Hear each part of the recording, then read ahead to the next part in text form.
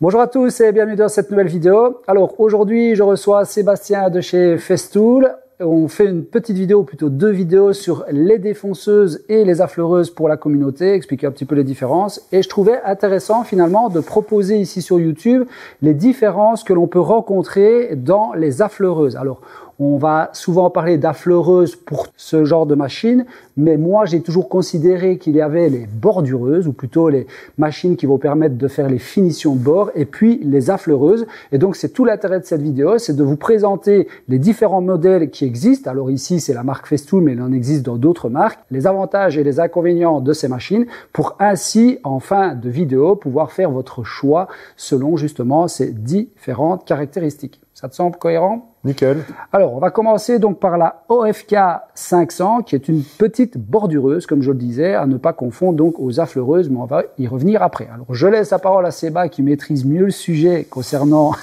pour ma partie, les références, etc.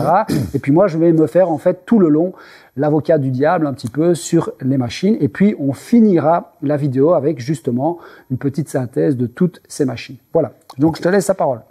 Donc, famille de 4 machines, on va faire le distinguo de celle-ci parce que c'est la seule base moteur qui est différente des autres. Donc là, on a les 700, là, on a la 500.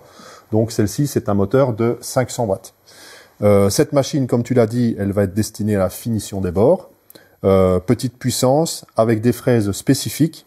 Donc, quand j'entends fraises spécifiques, c'est pas le même format que les fraises de défonceuse et d'affleureuse habituelles. Donc, les fraises de défonceuse traditionnelles ne vont pas dessus. Voilà. Ok.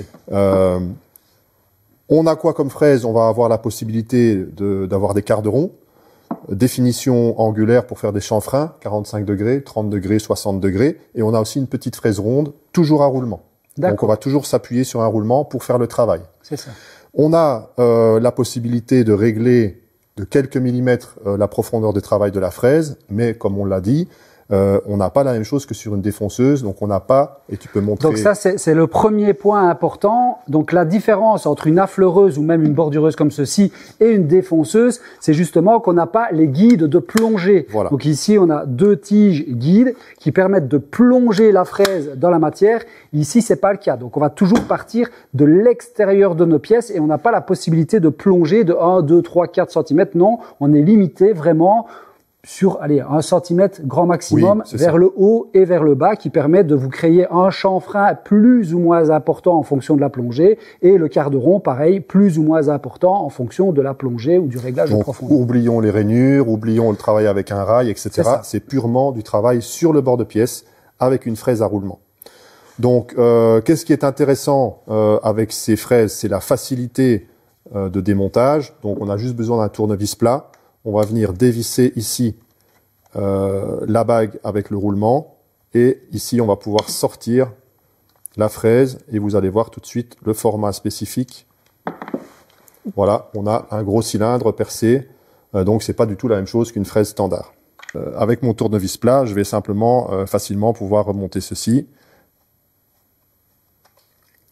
Et donc, autre particularité, c'est le réglage en profondeur.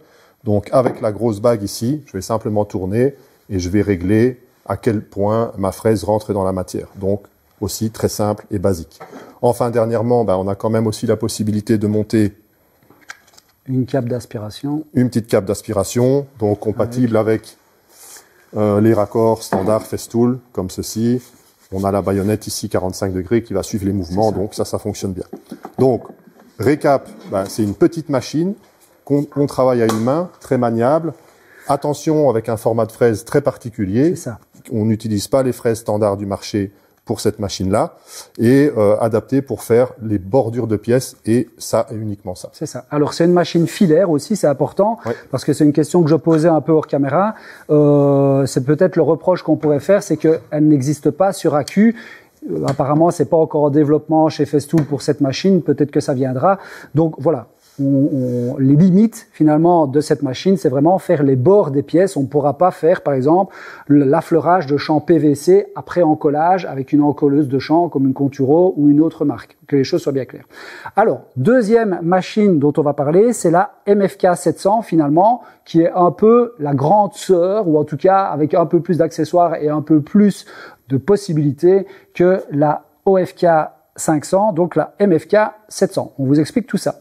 Une chose importante pour moi de dire, c'est que cette machine a une plateforme plate. Pourquoi je le dis? Parce qu'il y a une petite subtilité par rapport à celle-ci et je ne voudrais pas l'oublier, ce qui empêche justement de pouvoir affleurer les champs PVC qui ressortent toujours d'un panneau lorsqu'on va faire l'affleurage de celle-ci. Donc je te laisse expliquer les spécificités, mais c'était important pour moi de parler de ça de suite. Tout à fait.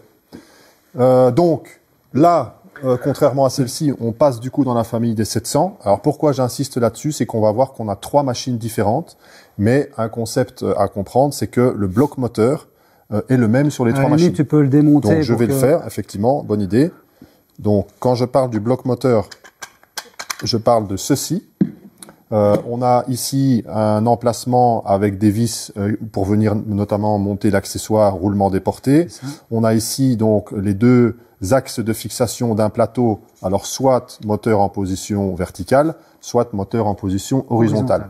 Donc tout ça, toutes ces déclinaisons de ces différents accessoires vont pouvoir être compatibles avec les 3 modèles. Voilà, donc en gros, ces 3 machines-là, c'est exactement ça au départ. Et puis, différents accessoires vont venir se greffer sur cette partie-là. Donc le premier, c'est celui-ci, et puis on parlera donc des autres. Voilà.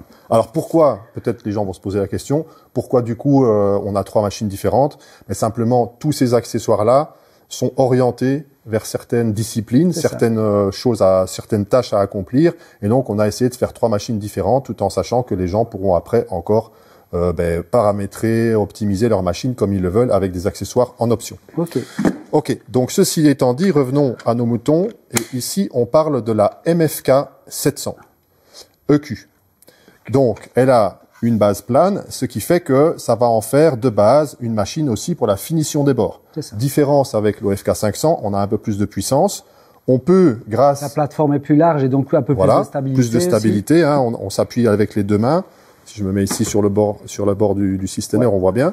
Et surtout, à partir de cette machine-là et pour les suivantes, on va travailler de nouveau avec des fraises à queue droite normale en pince de 8. Donc là, c'est des fraises de défonceuse traditionnelles. Tout à fait.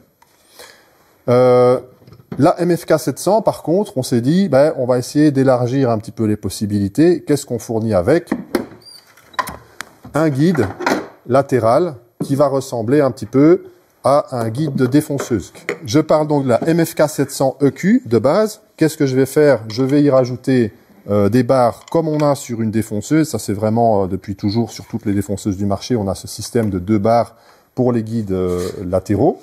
Et je vais venir y monter ce petit guide-là qui va me permettre de travailler en bord de pièce, mais cette fois-ci plus uniquement avec une fraise à roulement, mais aussi avec une simple fraise droite pour aller faire une rainure en bord de pièce comme ceci. La seule chose, on l'a déjà dit, on va pas le répéter en détail, mais on n'est pas sur une défonceuse, donc on n'a pas de plongée.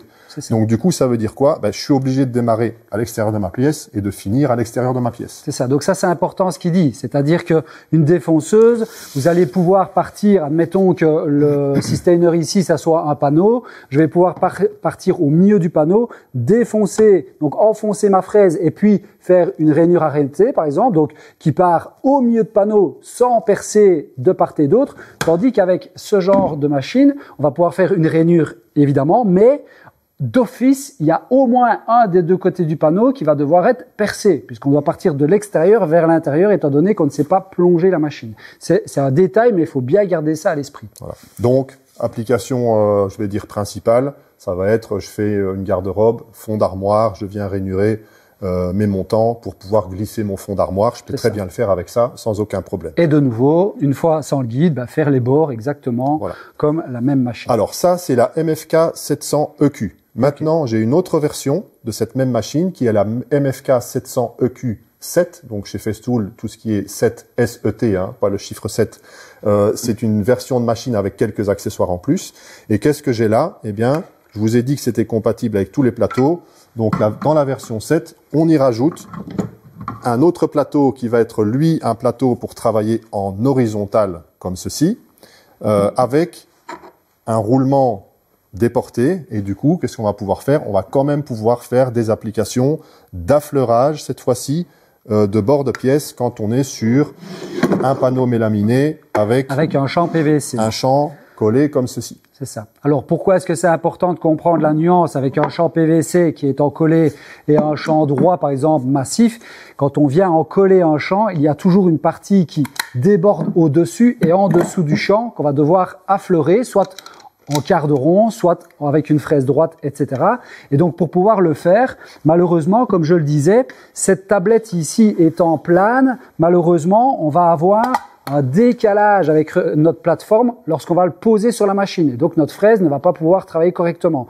Tandis qu'ici, avec la plateforme en option, il y a un petit décrochage entre la plateforme et la base de la plateforme qui va créer donc justement ce décalage et donc récupérer cette différence entre le champ et le panneau.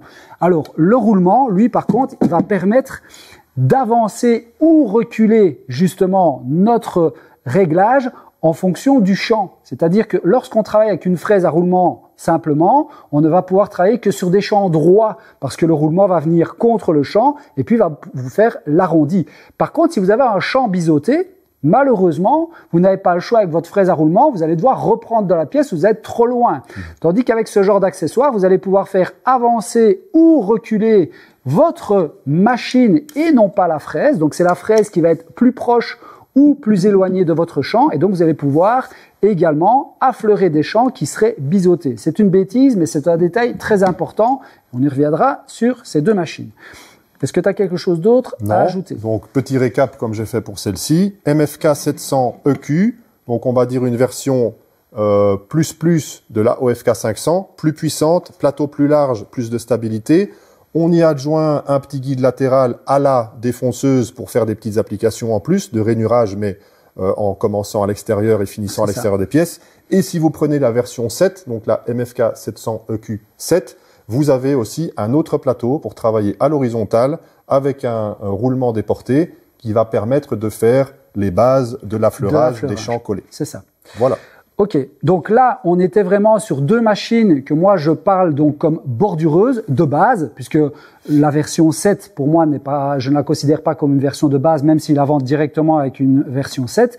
Là maintenant, on va vraiment parler d'affleureuse, avec pour moi une affleureuse basique et une affleureuse qui, pour moi, reprend vraiment toutes les caractéristiques d'une affleureuse qu'on devrait avoir et ne jamais être bloqué, en tout cas dans aucune situation. Donc comme il expliquait, le même moteur, la même base moteur pour les deux mêmes machines, mais par contre avec les accessoires. Donc on va y revenir. On va commencer donc par la MFK 700 EQB+. Allez, c'est parti. Alors ici, on continue dans la famille des MFK 700 avec la MFK 700 EQ, donc même base que celle-ci, mais qu'on a appelée B pour basique. Pourquoi basique? C'est qu'en fait, on a enlevé tous ces accessoires. On en a rajouté quelques-uns, c'est vrai, mais la machine est livrée avec un seul plateau. Très, très important, ce plateau, il a un décrochement. Voilà. Donc, on en a déjà parlé. Voilà, c'est ça. Ça, c'est important de comprendre. Là, c'est une énorme différence, en fait, pour pouvoir affleurer des champs PVC. J'insiste là-dessus, mais c'est une bêtise. Vous allez acheter ça ou vous allez acheter ça en vous disant, ben oui, génial, je vais pouvoir affleurer des champs PVC. Vous ne saurez pas. Tandis qu'ici, ce petit décrochage, c'est ça l'important et qui va justement créer la différence. Je glisse ma pièce et clac. Exactement. La surépaisseur rentre à l'intérieur et là, je peux glisser en ayant une machine bien à plat, bien droite. Pour pouvoir affleurer le champ et donc revenir. Donc, le mot affleurage, c'est quoi? C'est a priori, la fraise, le dessus de la fraise doit affleurer la surface de référence. En l'occurrence, la surface de référence, c'est le dessus ou le dessous de notre panneau. Et donc, on va régler toujours, on va toujours essayer de s'assurer que le dessus de notre fraise vienne affleurer le dessus de notre face de référence. Alors, je te laisse expliquer pour les fraises et les accessoires. Sinon, je vais encore me lancer dans des explications. Ouais. Toi et moi, on a du mal à à ne pas bavarder, mais on va essayer. Donc, évidemment, on peut utiliser toutes sortes de fraises. Quand je dis toutes sortes, c'est-à-dire, on va utiliser principalement des fraises à quart de rond, mais on peut utiliser une fraise avec un couteau simple ou, comme moi ici, parce que je trouve ça plus facile et en fait plus économique aussi, des fraises à plaquettes. Donc, on a de chaque côté une plaquette avec 4 côtés coupants. Et donc, on va pouvoir l'utiliser 4 fois plus longtemps. C'est ça. Donc, on démonte le couteau et on peut retourner 4 fois, enfin 3 fois plus exactement, le couteau pour avoir à chaque fois une arrêt de vie. Et donc, la durée de vie est plus importante et vous ne devez pas changer de fraise. Donc, il suffit de racheter des plaquettes, le cas échéant. C'est ça. Pour vous donner une petite idée de durabilité des choses, moi, j'ai une fraise quart de rond que j'ai depuis 10 ans. Je ne l'ai jamais fait affûter et je l'utilise toujours. Donc, ça ne se désaffûte pas tellement lorsqu'on fait des champs PVC. En tout cas, moi, je n'en vois pas. Alors, les champs stratifiés sont un peu plus violents. Oui. Et puis, il faut savoir que moi, évidemment, dans ma clientèle, j'ai des gens aussi qui sont spécialisés dans le meuble en panneau et qui font quasiment que ça toute la journée. Donc, forcément, ils avalent des fraises un peu plus. Bref, j'ai monté une fraise vite fait juste pour l'exemple. Donc, je monte ma machine, le plateau, je veux dire. Je bloque le plateau comme ceci. Et alors, autre spécificité, on a vu le plateau à 2 étages et il y a cette espèce de bloc noir qu'on n'a pas vu jusqu'à maintenant sur les autres machines. À quoi va-t-il servir? Eh ben, il va servir à fixer ce frein de roulement. C'est-à-dire que la bague extérieure du roulement, la fraise tourne à 20 000 tours minute. À un certain moment, on a des chances que ce roulement tourne en même temps que la fraise. Et donc, en venant s'appliquer sur le bord de ma pièce, va venir créer une espèce de petite bande brillante ou au contraire matifiée qui va faire une marque qui n'est pas esthétique. Pour éviter ça, une fois qu'on a réglé la profondeur de travail, donc la hauteur du plateau, l'un est lié à l'autre, on va venir monter ce petit bloc ici, qu'on va venir régler de façon à ce qu'il appuie sur le bord de la bague extérieure, je serre, et du coup, quand je vais mettre ma machine en place comme ceci, la fraise tourne, le roulement pas, il est bloqué par le frein. Par contre, quand moi j'avance sur le bord de ma pièce, eh bien, il suit et le roulement roule en fonction de mon mouvement à moi. Okay. Donc, ça évite ce risque de défaut-là. Alors, encore une chose importante, ou en tout cas intéressante à savoir, c'est que avec ce genre de machine, de nouveau, on va travailler principalement avec des fraises à roulement. On va prendre une fraise avec un quart de rond de 2 mm si on a un champ PVC de 2 mm à fleurer. On a un quart de rond de 3 mm pour les de nouveaux champs qui feraient 3 mm, etc. Donc, on va adapter en fait le quart de rond à l'épaisseur du champ que l'on va affleurer. Donc, c'est un détail, mais c'est important à le savoir. De nouveau, pas de plongée comme la défonceuse. Et donc, c'est la plateforme qui va monter ou descendre pour venir justement ajuster le dessus du couteau au-dessus de votre panneau, tout simplement. Alors, un petit détail pour les utilisateurs de ces machines-là. Je ne sais pas s'il y a des gens qui vont regarder, qui connaissent déjà la machine ou quoi, ou dès qu'ils viennent de l'acheter. Vous avez un gros bouton ici. Il est énorme, donc on y pense. Mais quand vous desserrez ici et que vous changez le réglage, évidemment, il y a un autre petit bouton de l'autre côté. Si on desserre pas celui-là, on a beau bouger ici, ça ne fait pas monter, descendre le plateau. Donc, bien penser à desserrer les deux côtés. Donc, il y a les deux côtés. Voilà. En fait, la grosse molette et la petite molette qui est sur l'avant, qui doivent être desserrées pour permettre de monter ou descendre le plateau. Celle-ci est plus grosse simplement parce qu'elle sert de poignée. Ouais. Une dernière chose. Quel est l'intérêt de cette machine? Parce que donc son intérêt, c'est sa simplicité en fait. On va travailler uniquement avec la machine en verticale. Il n'y a pas de plateau à changer. Si on colle des champs de 1, 1,5, 2 ou 3 mm droit sur un panneau, on va pouvoir affleurer en utilisant la fraise avec le rayon le bon rayon. Voilà, c'est ça. Donc le rayon qui correspond à l'épaisseur de votre panneau. Alors c'est important, je rebondis sur ce qu'il dit sur le côté des champs droits, parce que c'est ça qui va faire l'énorme différence en fait entre cette machine et cette machine. Pourquoi? Parce que, comme je l'expliquais, lorsque l'on va faire des panneaux, aujourd'hui, on est de plus en plus dans de la menuiserie moderne avec des panneaux, avec des champs biseautés, des poignées qui n'existent plus. Donc, c'est carrément le champ du panneau qui fait la poignée. Et donc, sans décalage possible de la fraise par rapport à l'axe de la machine, eh bien, vous allez reprendre ou vous allez être trop loin du champ à reprendre ou plutôt à affleurer parce que vous n'avez aucun réglage. Tandis qu'ici, eh bien, on a des petits roulements qui permettent de décaler justement l'axe de la machine pour travailler dans ces circonstances. Donc, ça, on vous les montrera juste après, donc sur la OFK 700 EQ+, donc ça c'est la machine que moi j'ai et que j'utilise depuis maintenant un bon paquet d'années, qui reprend en fait la totalité de toutes ces machines en un. Et donc Sébastien va se faire un plaisir de vous expliquer comment ça fonctionne et ses spécificités. Allez, c'est parti. Donc on en arrive à la dernière. Et comme on le disait ensemble, donc cette machine va mettre tout le monde d'accord puisqu'elle va faire la synthèse de tout, va permettre de travailler un peu dans toutes les configurations et avec un maximum d'options. Donc, je peux, si je veux, travailler avec une fraise à roulement, rien ne m'en empêche. Mais l'intérêt pour des gens comme toi qui veulent pouvoir régler de façon très pointue le travail de la fraise, on va régler non seulement la position en hauteur, avec la hauteur du plateau, comme on l'a fait jusqu'à maintenant, mais en plus, si on le souhaite, on va venir positionner un roulement déporté qui va permettre aussi de travailler le décalage dans l'autre axe. Aussi bien dans le sens horizontal que vertical, ou plutôt horizontal que vertical. Ici, on pourrait le faire uniquement à l'horizontale avec l'accessoire roulement, tandis qu'ici, même en position verticale, on va pouvoir le faire. Et comme il le dit, en fait, l'intérêt, et ça, il faut bien garder à l'esprit, c'est lorsque vous allez avoir un champ qui est légèrement biseauté, ne fût-ce que 2 degrés, eh bien, c'est impératif d'avoir ce type d'accessoire. Sinon, eh bien, vous allez reprendre dans votre panneau. Donc, ça fonctionne aussi bien dans le sens vertical que dans le sens horizontal. Et puis alors après, donc il suffit... on a un autre cas de figure avant de changer de position, c'est le cas quand on va affleurer un plaquage. Oui. Donc quand on va affleurer un plaquage, on va travailler avec une fraise droite, avec le roulement déporté, sur une pièce quand lame est en MDF. C'est ça. Par contre, très souvent, on travaille avec de l'aggloméré. Et le problème de l'aggloméré, c'est que ça a une structure qui est irrégulière. Et donc, le roulement, lui, il va suivre ces irrégularités et la fraise aussi par la même occasion.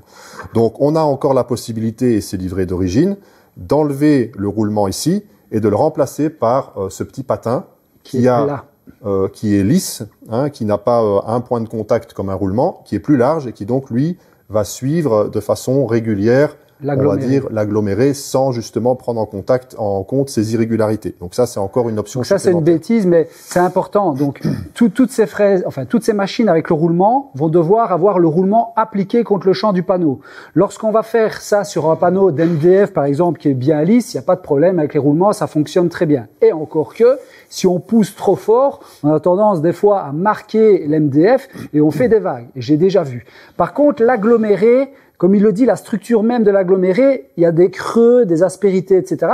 Mais le roulement, lui, il suit exactement la forme de ce creux et de ces aspérités. Qu'est-ce qui se passe? Eh bien, lorsqu'on va affleurer une feuille de stratifié, par exemple, qui a été collée sur un panneau, on va reprendre l'excédent de matière sur le bord. Eh bien, malheureusement, notre panneau et ses irrégularités vont se marquer sur le dessus. Et quand on va venir encoller notre champ PVC ou champ massif, peu importe sur le bord, eh bien on va voir ces irrégularités sur le bord du panneau. Avec ce genre de choses, eh bien on peut se tenir soit légèrement décalé, ou alors, comme il dit, utiliser cette pièce-ci qui, contrairement à un roulement qui a une petite surface et qui va suivre les irrégularités, ici on a une face beaucoup plus large et donc va suivre d'une manière plane la totalité du champ et avoir donc un champ parfaitement droit. En fait, un roulement, c'est un point de contact. C'est ça, tout à fait. On a un diamètre vraiment sur le bord, posé sur quelque chose, c'est un point de contact, et là, c'est une grande surface. Tout à fait. Donc, on en était à ceci. Et comme je disais, multi-options, multi-possibilités. Si maintenant, je veux changer de configuration et travailler en horizontal... Donc, il faut faire pivoter le premier roulement qu'on a mis, évidemment, en position horizontale. On démonte la plateforme. Alors, la mienne est un peu dure. Voilà. Je viens mettre le plateau dans l'autre sens, parce que c'est un plateau multiposition. Je vais pouvoir aussi y mettre une pièce. C'est la différence entre des machines qui sont utilisées et des machines de démonstration.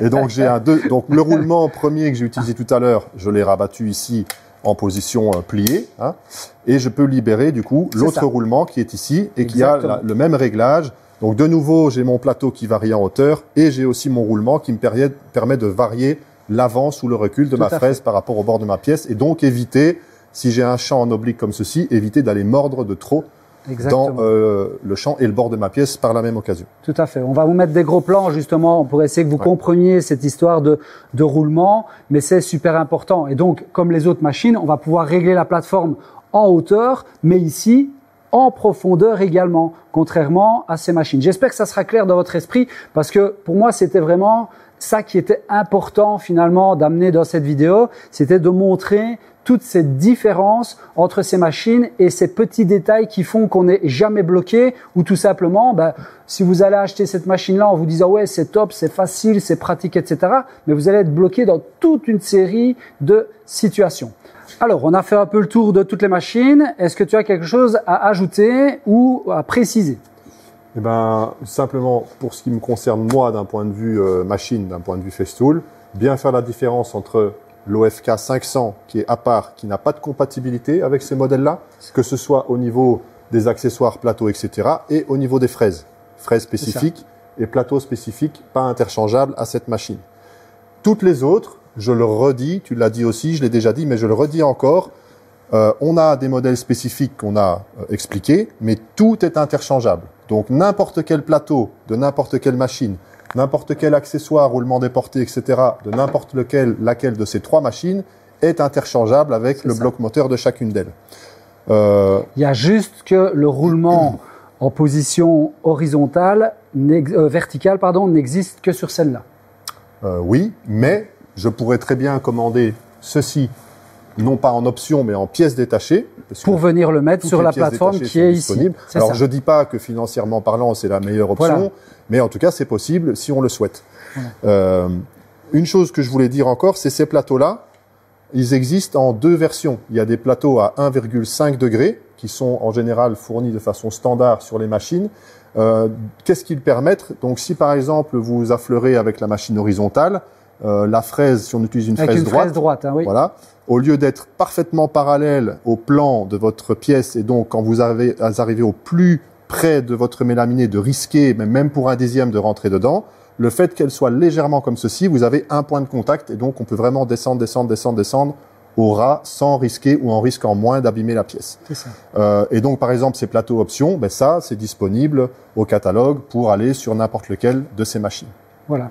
Donc en gros, vous avez toutes les possibilités de ces machines qui sont interchangeables et en fonction de votre besoin, vous pouvez peut-être commencer par cette machine-là en connaissant ses limites aujourd'hui, je pense, ou en allant vers cette machine-là qui n'en a aucune, ou peut-être l'intermédiaire selon ce que vous faites. Mais j'espère en tout cas que cette vidéo vous aura ouvert les yeux sur toutes les possibilités et les petits détails à veiller lorsque vous voulez acheter une défonceuse, mais peu importe la marque. De nouveau, j'insiste, c'est pas parce qu'ici je suis avec Sébastien et qu'on parle des marques Festool, toutes les marques ont leurs spécificités, mais je pense que cette histoire de roulement et de possibilité de déporter votre fraise par rapport à la base de la machine est quelque chose de très important, surtout quand on voit l'évolution de l'utilisation de la menuiserie en type panneau, etc. Voilà. Je te remercie en tout cas d'être venu passer la journée avec moi et puis discuter tout autour de ces machines défonceuses, affleureuses, etc. Je remercie évidemment Festool de me donner cette possibilité d'avoir ces machines à disposition pour pouvoir faire ces petites vidéos au niveau de la formation également. Si tu n'as rien d'autre à ajouter, eh bien, moi, je vous remercie tous. J'espère que cette vidéo vous a plu et vous aura donné quelques éléments de réponse concernant justement ce qui existe sur le marché. Et d'ici là, je vous souhaite à tous une bonne soirée ou une bonne journée en fonction de l'heure à laquelle vous avez regardé cette vidéo. Et je vous dis à bientôt pour de nouvelles aventures. Salut, salut! À bientôt! Voilà, ça me sort bien, non?